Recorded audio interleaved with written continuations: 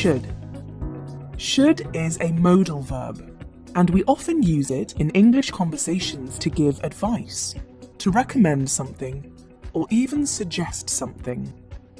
It's also used to predict something that is likely to happen and to express an obligation. You see, there are so many ways in which we can use should.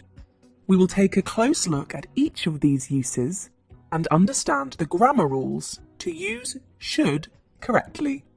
If you are new to this channel, like, subscribe, and click the bell so that you don't miss any of my new English lessons. Let's get started.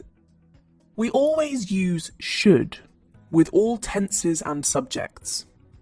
No matter what the subject or tense is, you will always use should. I should. You should. He should. She should. It should. We should. They should.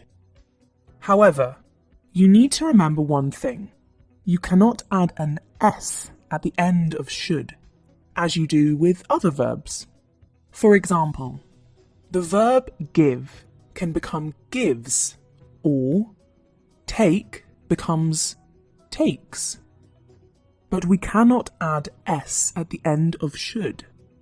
He shoulds work harder. No, that's wrong. He should work harder. That's the correct sentence. Also, after should, we always use the base form of the verb. You never say, you should to go now. That's incorrect. You should go now.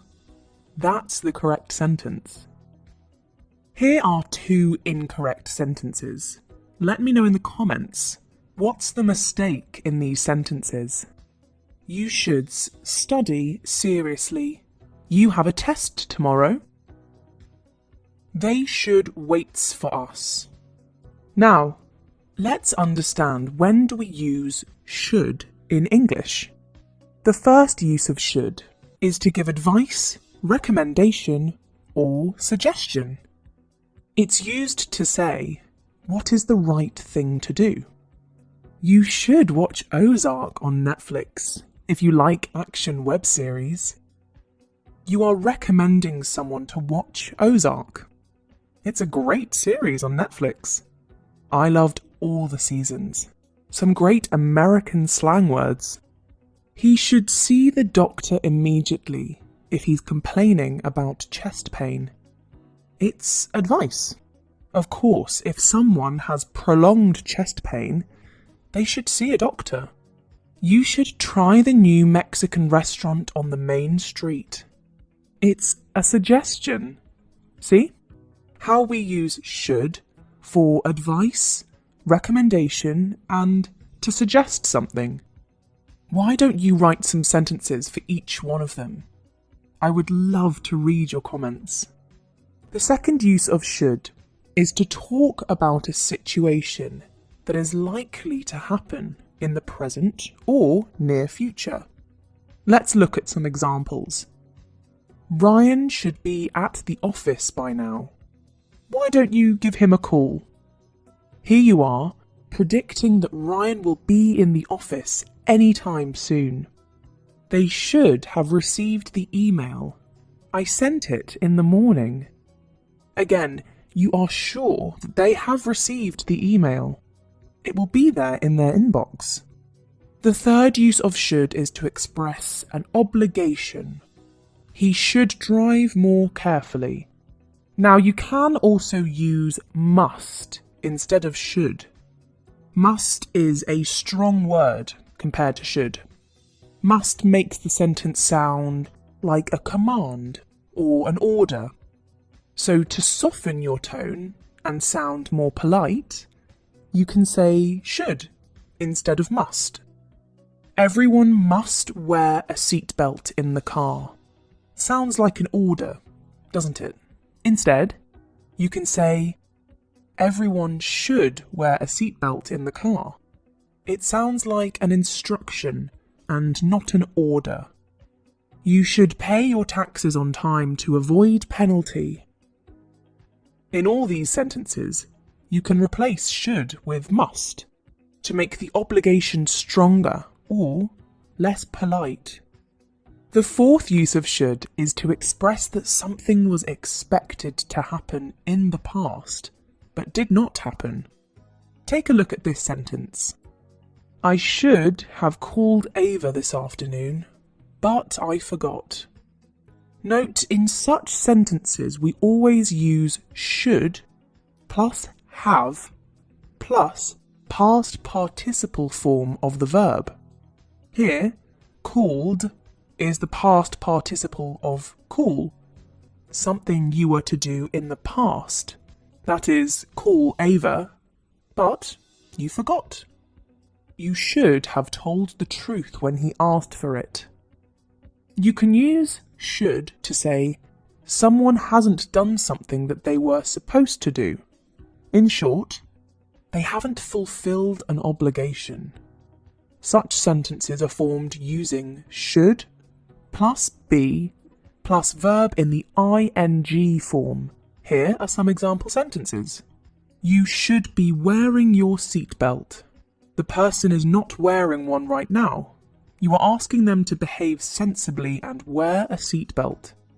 Enough of excuses. You should be submitting your report by tomorrow morning. Here, the boss is asking you to be responsible and submit the report. If you notice in both the sentences, someone has not fulfilled their obligation. Those were the 5 uses of should. Now, let's learn how to use shouldn't. The negative of should is should not, and the contracted form is shouldn't.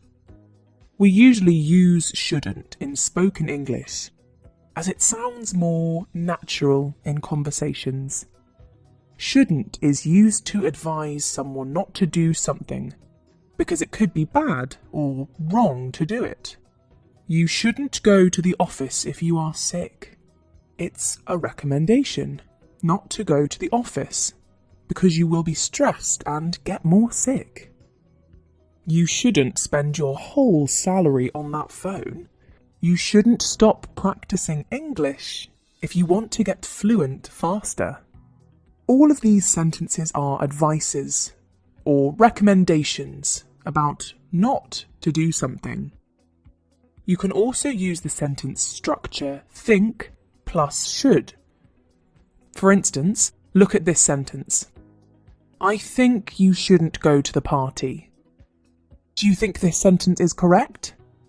Think about it for a second. This sentence is incorrect. As a rule, we do not use I think and shouldn't. Instead, we add don't before think and make it negative. I don't think you should go to the party. That's the correct sentence. Keep this in mind. Do not say, I think you shouldn't. Always say, I don't think you should. I hope you got it. And lastly, let's look at how to use should in questions. We use should in questions to seek someone's advice, recommendation, or suggestion. Take a look at this sentence. I should leave now. It's late. It's a positive statement. How can we change it into a question? It's simple. Just change the order of the modal verb should with the subject. Should I leave now? It's late. Should I wear the black dress for the party? Here I am asking for your advice or recommendation. You can also use question words such as what, when, why, etc. before the modal verb. What should we do now? Why should he lie to me? That's all for today. I hope now you know how to use the modal verb should correctly in English sentences. Practice making sentences with all the uses of should. I will see you soon with one more English lesson. Until then, keep learning Keep practicing English